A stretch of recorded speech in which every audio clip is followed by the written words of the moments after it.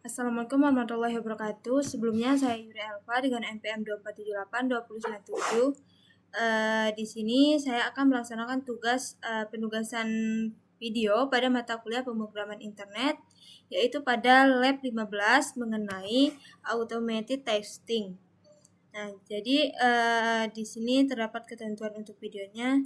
Nah, yang pertama, di sini langsung saja pada penjelasan arsitektur, yaitu menunjukkan diagram arsitektur Smart City Issues Tracker yang dibangun. Oke, di sini saya menggunakan di sini aja ya. Nah, di sini, jadi untuk Smart City Issues Tracker itu dia merupakan sebuah aplikasi yang berbasis web, di mana dirancang untuk media pelaporan permasalahan di lingkungan kota. Nah, jadi melalui aplikasi ini masyarakat itu atau citizen itu dapat menyampaikan laporan mengenai permasalahan yang ditemukan di kota tersebut. Nah, seperti kerusakan fasilitas umum, jalan berlubang, dan sebagainya. Nah, jadi ketika setelah laporan itu dikirim oleh citizen, laporan tersebut akan diterima oleh admin untuk dilakukan proses verifikasi. Nah, jadi aplikasi ini bisa membantu proses penyampaian informasi dari masyarakat ke petugas secara lebih cepat, terstruktur, dan terdokumentasi seperti itu.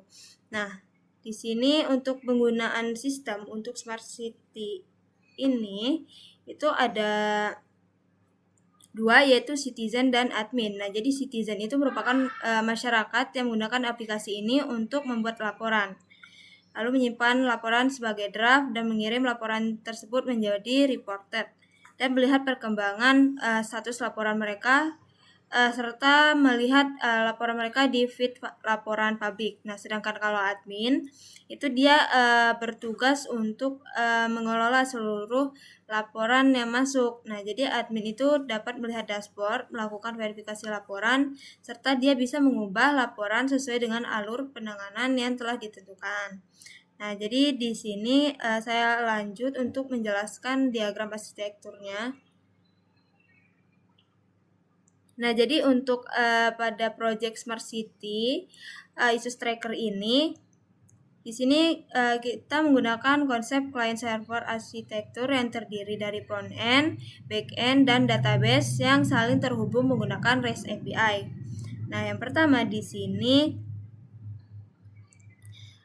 kita bisa lihat bahwa dari klien itu ada klien dan admin. Nah, jadi proses dimulai ketika citizen ataupun admin itu bisa mengakses aplikasi melalui web browser.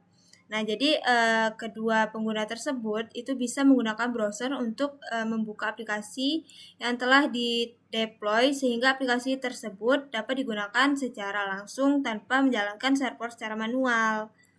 Nah, selanjutnya kita masuk ke front end ya. Nah, yaitu front end pada bagian Smart City Citizen SPA 2478 ini. Nah, jadi front end ini dia berfungsi untuk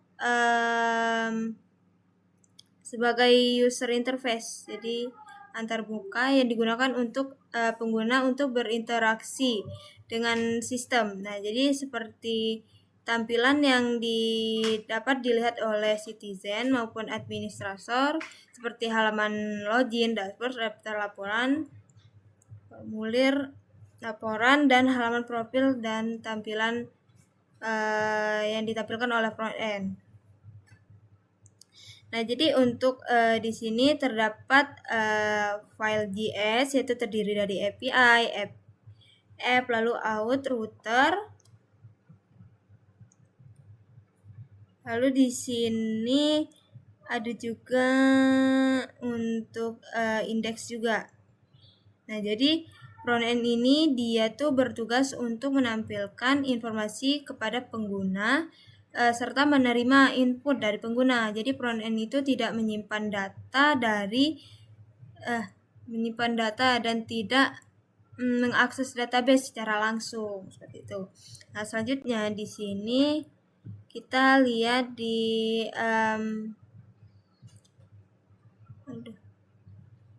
di server, yaitu backend Django. Nah, jadi di sini untuk backend Django di sini itu dia berfungsi sebagai pusat pengelolaan seluruh data dan logika aplikasinya.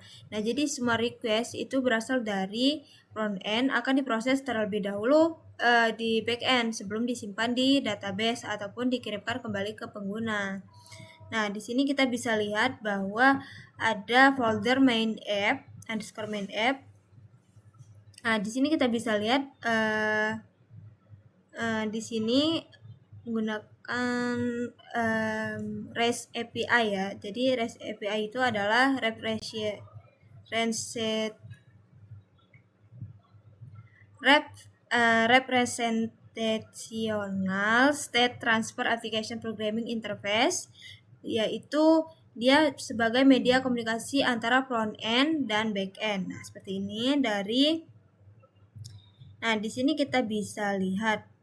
Nah, jadi main app ini dia itu menjadi komponen utama dari backend Smart City Issues Tracker ini. Nah, jadi di dalam main app ini di sini terdapat semua logika utama yang digunakan untuk mengelola laporan pengguna autentikasi serta REST API. Nah, di sini kita bisa lihat bahwa yang pertama di sini adalah admin.py. Nah, jadi di sini kita bisa mendaftarkan model ke halaman Django admin sehingga administrator itu dapat mengelola data melalui dashboard bawaan Django-nya. Lalu di sini ada juga API URLs. Nah, jadi di sini API ini dia berfungsi untuk mendefinisikan seluruh endpoint REST API yang digunakan oleh front end. Nah, contohnya ketika endpoint untuk login, nah dia akan mengambil data laporan, lalu membuat laporan dan mengubah status laporan. Selanjutnya ada API ViewEyes. Nah, ini dia berisi logika dari setiap endpoint REST API. Nah, jadi dia akan bertugas menerima request dari front end, lalu memproses data, berinteraksi dengan database. Seperti itu. Lalu di sini juga ada apps. Nah, di apps ini dia akan mendefinisikan konfigurasi aplikasi main app agar dapat dikenali dan dijalankan oleh Django. Lalu forms. Nah, di forms ini dia membuat dan memvalidasi forms agar forms aplikasi Django-nya sehingga data tersebut itu bisa diinput oleh pengguna. Nah, selanjutnya di sini juga ada models. Nah, di sini dia akan mendefinisikan struktur tabel pada database seperti data laporan, pengguna, kategori maupun informasi lainnya yang akan disimpan. Nah, di sini juga ada permission.py. Nah, dia di sini fungsinya itu dia mengatur hak akses pengguna, misalnya membatasi agar citizen itu tidak dapat mengakses laporan milik orang lain. Seperti itu. Sedangkan kalau admin itu dia memiliki hak untuk mengelola seluruh laporan, seperti itu. Selanjutnya di sini ada serializers. Nah, ini dia itu berfungsi untuk mengubah data dari objek Python menjadi format JSON yang dapat dikirim ke front end, serta mengubah data JSON tersebut dari front end menjadi objek Python yang sebelum disimpan di database. Nah, di sini juga ada urls.py. Nah, ini dia akan menggunakan routing halaman pada aplikasi Django serta menghubungkan URL dengan fungsi yang terdapat pada file di ViewEyes.py ini. Seperti itu. Selanjutnya ViewEyes yang terakhir. Nah, jadi untuk file ViewEyes ini dia berisi logika untuk halaman web berbasis Django seperti menampilkan halaman, menerima input dari pengguna, dan menghubungkan ke template HTML-nya. Nah, seperti itu. Di sini juga kita menggunakan database. Nah, jadi database ini dia akan menyimpan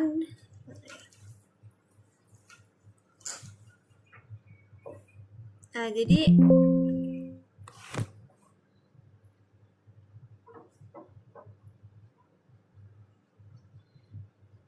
sebentar dulu.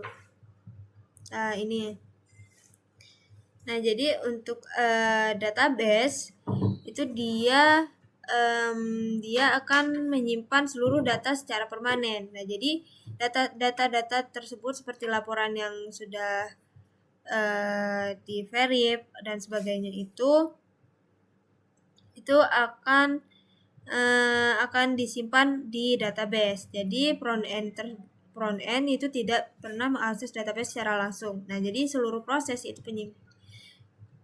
maupun pengambilan data itu akan dilakukan oleh backend melalui Django ORM. Nah, jadi dengan cara ini data itu lebih terjaga karena semua akses itu harus melalui backend. Seperti itu.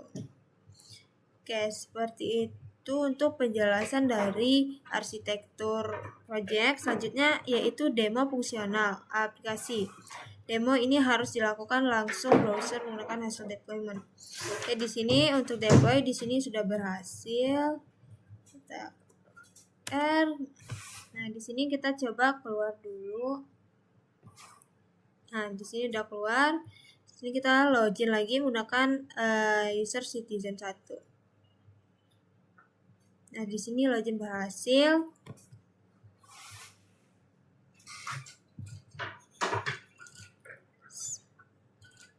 Nah, di sini kita akan mendemonstrasikan pembuatan draft laporan. Oke, di sini kita akan coba.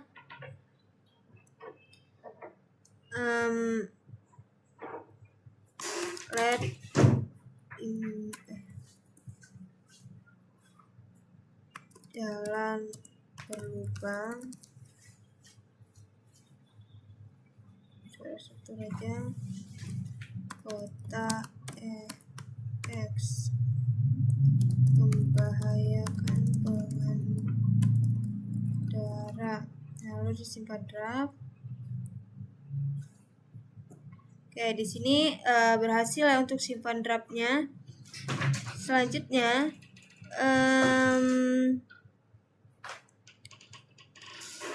di sini kita akan ajukan laporan tersebut dan tunjukkan fiturnya.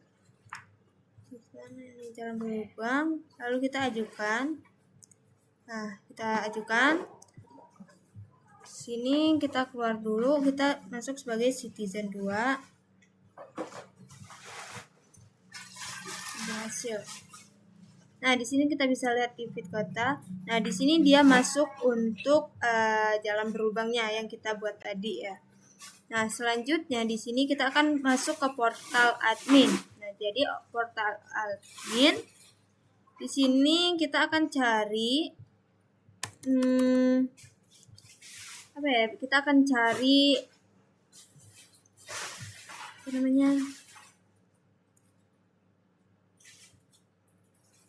laporan yang tadi. Nah, di sini kan kita disuruh login dulu. Jadi kita logout dulu, kita coba. Kita login sebagai admin. Nah, di report di sini kita akan cari laporan yang telah kita buat tadi. Di bagian apa ya tadi laporannya? Jalan berlubang.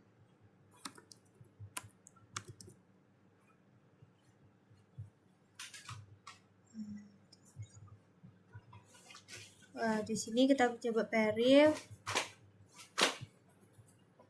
Nah, di sini status laporan berhasil diperbarui. Nah, di sini kita coba refresh ya. Nah, di sini udah verified. Kita coba keluar, kita masuk sebagai citizen 1.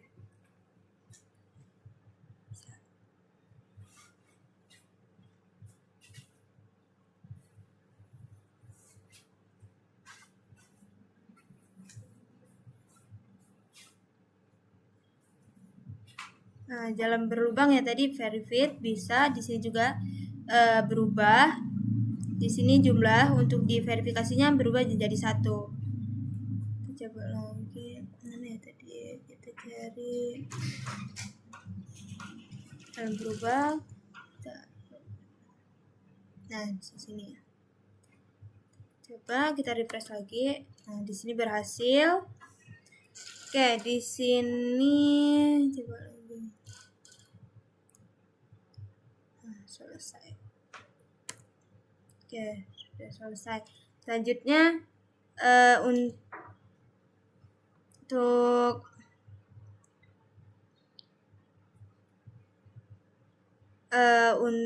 bagian demo fungsional aplikasi di sini bisa. Selanjutnya di sini kita akan ke poin 3, yaitu bedah kode dan dokumentasi API, yaitu membuka kode program dan tunjukkan blok kode yang menantang ya. Nah, jadi di sini kita buka kode dulu. Nah, jadi menurut saya yang paling menantang itu ada di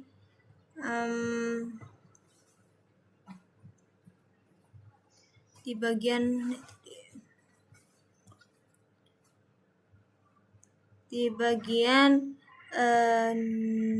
GSPI. Nah, di JS yaitu pada API.js. Nah, jadi di sini itu dia ketika kita mengakses ketika akses token JWT-nya itu terlalu umurnya itu pendek, itu biasanya kan 5 sampai 15 menit. Nah, jadi kalau warga sedang mengetik laporan panjang, nah tiba-tiba token itu sering expired gitu di tengah jalan. Nah, jadi request itu gagal dengan 401, yaitu pengalaman buruk ketika saya harus login ulang tiba-tiba seperti itu. Nah, jadi di sini untuk solusinya yaitu ketika request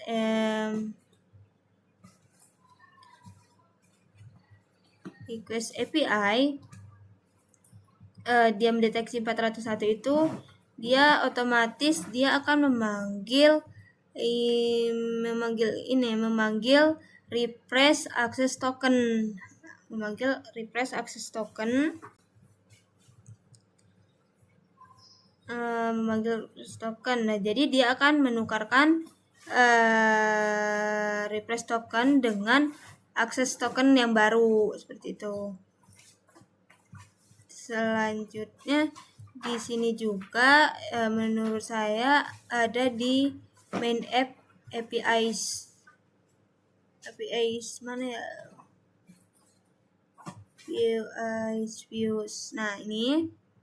Nah, jadi menurut saya di sini ada suatu query, itu dia akan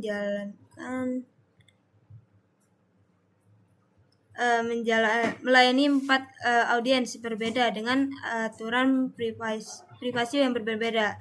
Nah, jadi kan dari admin itu bisa melihat laporan kecuali draft kan.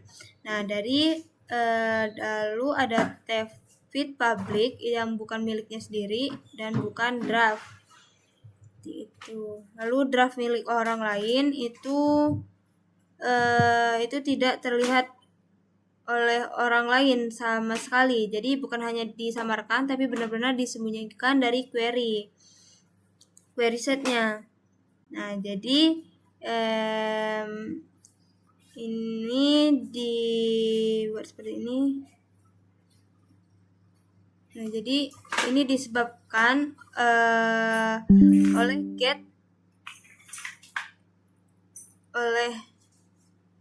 get draft milik warga lain seperti itu. Nah, jadi di sini mungkin seperti itu ya dari API views. Lalu ada views.views. Nah, untuk views.views di bagian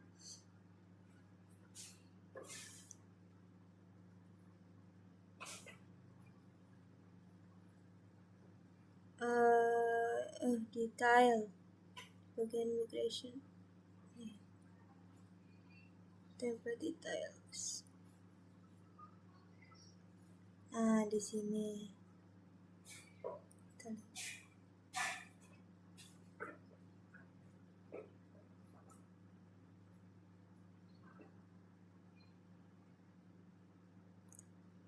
Nah, jadi untuk bagian detail report ini ketika ada alur perubahan status laporan. Nah, jadi kan gabungan antara report update status views di backend dan template detail report.html di front end admin ya. Nah, jadi alur status draftnya itu sampai di resolved. Nah, jadi saya itu tidak bisa bangun pakai library state mesin. Nah, jadi murni lewat menggunakan kondisi if else. Ya, pakai if else. Berjenjang di template yang ditentukan di tombol mana yang harus muncul sesuai dengan status saat ini. Nah, itu. Nah, selanjutnya di sini kita coba ke poin yang kedua, yaitu buka swagger atau scalar dan tunjukkan salah satu. Oke, di sini untuk swagger kita akan coba swagger. Nah, di sini yang pertama tentunya kita akan harus mendapatkan token ya. Nah, di sini tokennya kita klik try it out ini. Yuri Alpha exit seperti ini. Nah, di sini berhasil dia mendapatkan token ya. Kita copy untuk token pada bagian akses. Nah, di sini kita akan taruh di sini auto close. Nah, selanjutnya di sini kita akan coba membuat laporan baru. Nah, di sini kita akan buat laporan baru.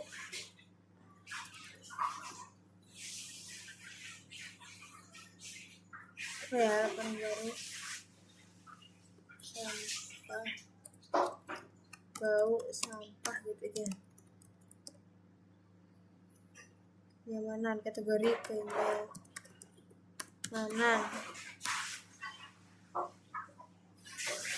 bau sampah menyengat, lokasi di kota Y. Untuk statusnya masih draft. Kita exit. Nah, di sini dia berhasil untuk ini.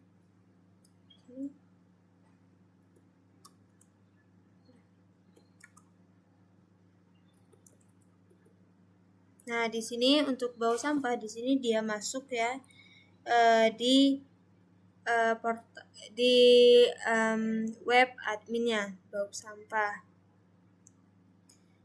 Oke, sudah bisa.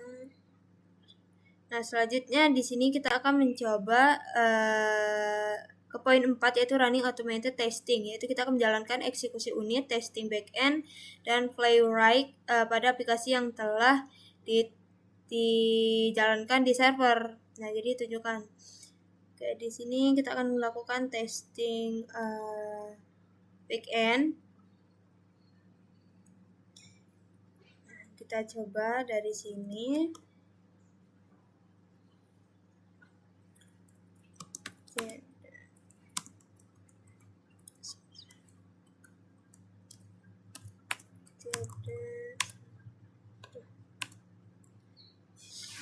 Kita akan coba tes.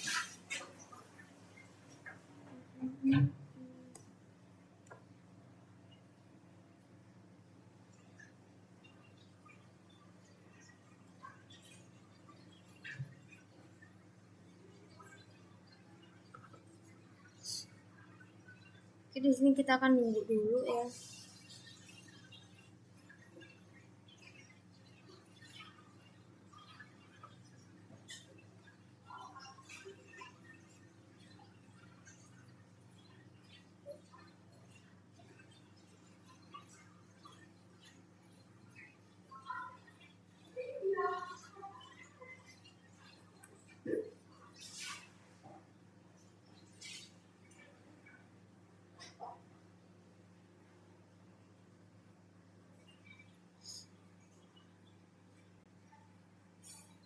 Nah, di sini gunanya tes ini itu agar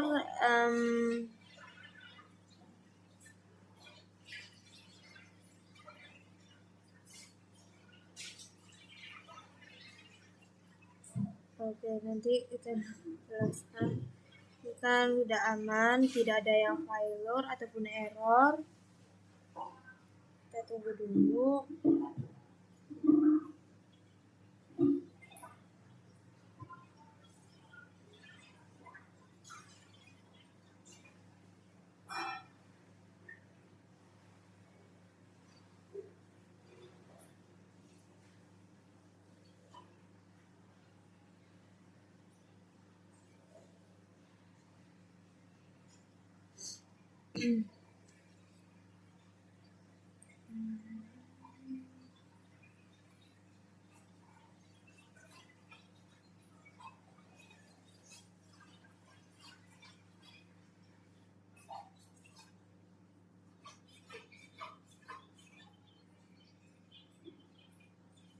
Nah, di sini terlihat bahwa dia munculkan dengan status oke. Nah, jadi ini itu berarti tidak terdapat tes yang error ataupun pilot. Nah, ini menunjukkan bahwa logika pada backend itu sudah sesuai atau berjalan dengan skenario pengujian yang diberikan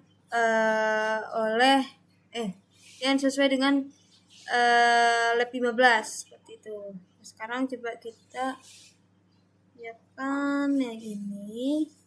Kita akan coba. Ini sebenarnya sama aja. Dan kita akan coba aja.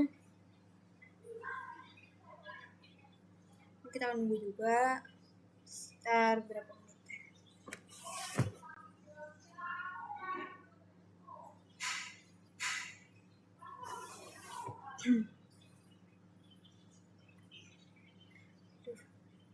Satu kali.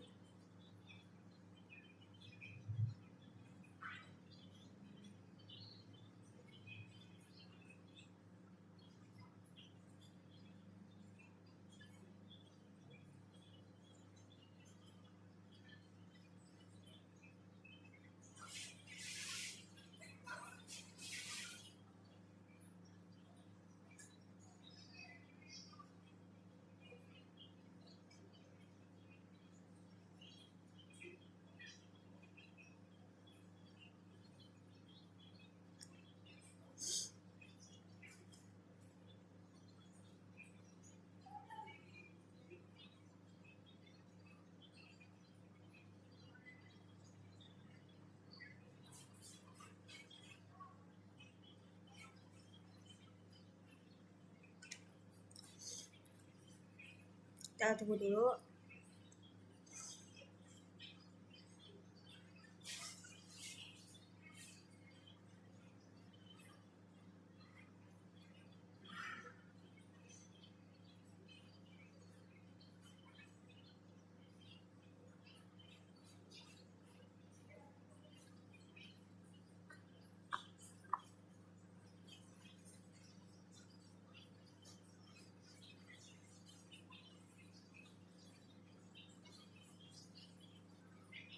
Kita tunggu. Di sini sama, tidak terdetek pilot ataupun error. Oke, kita copy ini aja dulu. Python.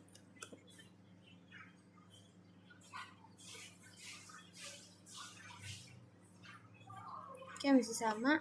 Kita akan coba get report. Nah, di sini untuk coverage report di sini saya mendapatkan 94%. Nah, selanjutnya di sini kita akan melakukan tes playwright di server.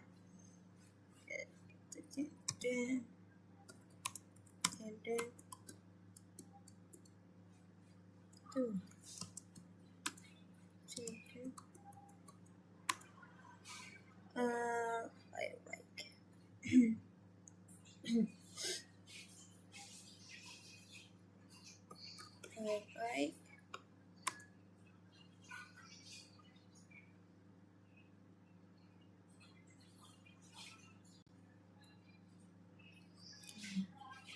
Seperti ini, dia akan menjalankan web secara otomatis. Ini seperti live.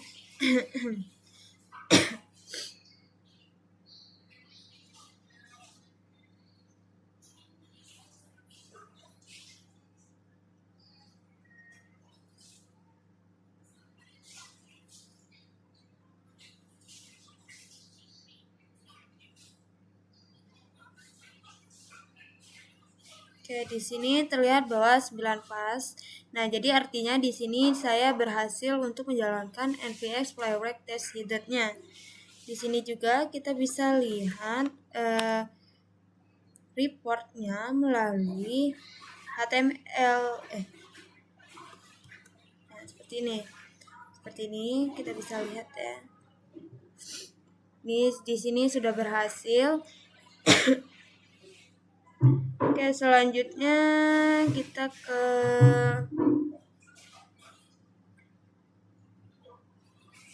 poin yang terakhir, yaitu relevansi. Sebutkan satu kendala yang paling sulit, bug atau error yang dihadapi selama 1 semester.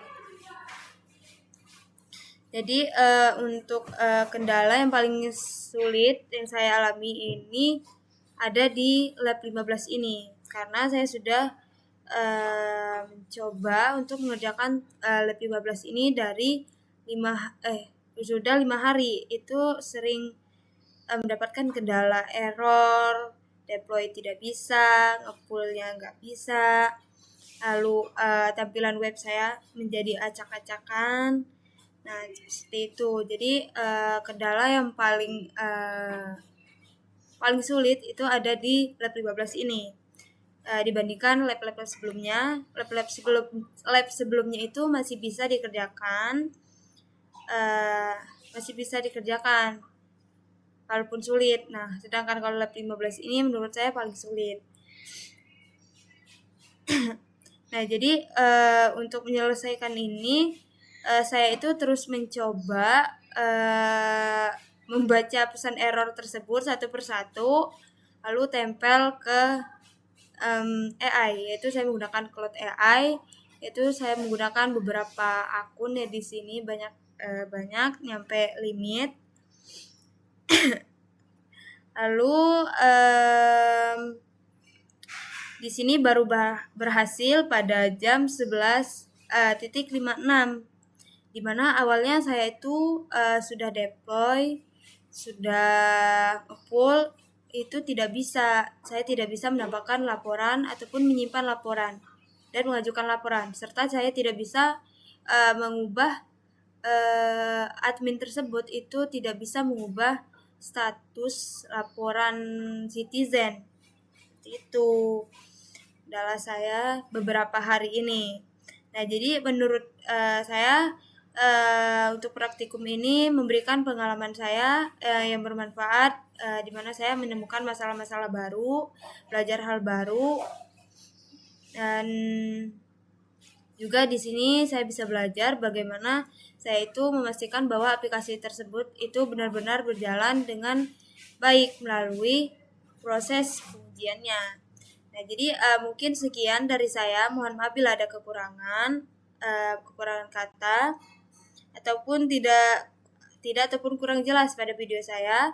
Saya akhiri. Wassalamualaikum warahmatullahi wabarakatuh.